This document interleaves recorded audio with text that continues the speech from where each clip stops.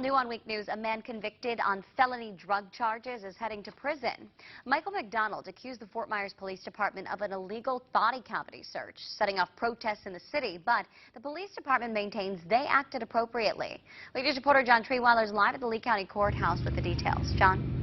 Yeah, Therese, good afternoon to you. Well, McDonald pled his case in a Lee County courtroom this morning, but as you mentioned, the judge sent him back to prison, handing down a sentence of 2 years with the Department of Corrections for those felony drug charges he was convicted of.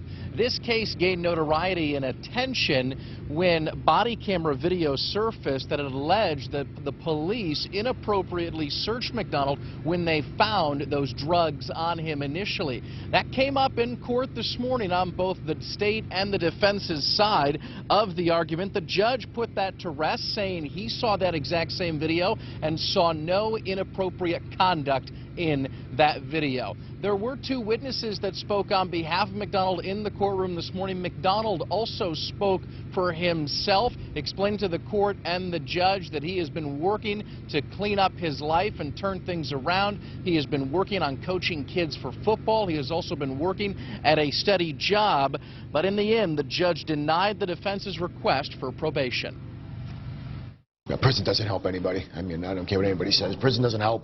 Hopefully, I think he's learned more importantly before he even spends a day there. And I think he's a little older, a little wiser, and he's found a life calling with the kids. And as you guys know, that's sometimes the best thing for a good life is just finding something you love doing, and I think he's found that. So the future's bright for him. This is not McDonald's first time in prison, Therese. He has been there before for drug-related charges and offensive. He does have a criminal history of drug-related crimes. The judge did take that into account in his sentence this morning. He also took into account, though, that McDonald had been cleaning up his life. He commended him for doing that, also commended him for respecting the court. But in the end, he said there are consequences for your actions. We're live outside the Lee County Justice Center today. John Treeweiler, Wink News now.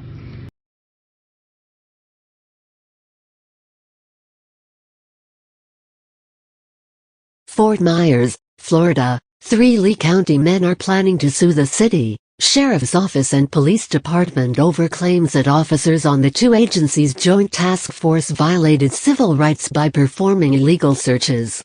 The most recent of the complaints was filed Monday, while 2 were filed on November 4th. Michael McDonald claims that Fort Myers police officer Sean Venner conducted an illegal strip search that included a cavity search of his anus during a traffic stop on December 16, 2015. The complaint contends that McDonald had the right to a private search on premises where the search cannot be observed by persons not conducting or observing the search, according to state laws. McDonald's claim was filed on November 4th.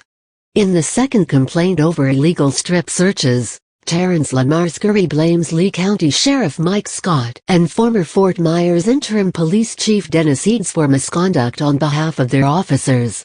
Deputy Russell Park pulled Scurry over for not wearing his seatbelt on October 14, 2015.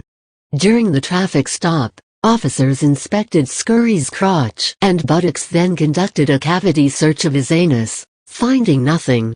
Park described Scurry as upset and agitated. Behavior consistent with how criminals interact with law enforcement, the complaint says. The third complaint was filed on November 7 by Scurry's passenger, William James Stevenson. He claims Park also illegally searched him for drugs and weapons. The 2 traffic stops occurred within months of each other and less than a mile apart in distance just south of the Fort Myers Stars complex. 3 officers are listed in all 3 complaints. FMPD Officer William Schultz, Deputy Gabriel Rose, Deputy Russell Park.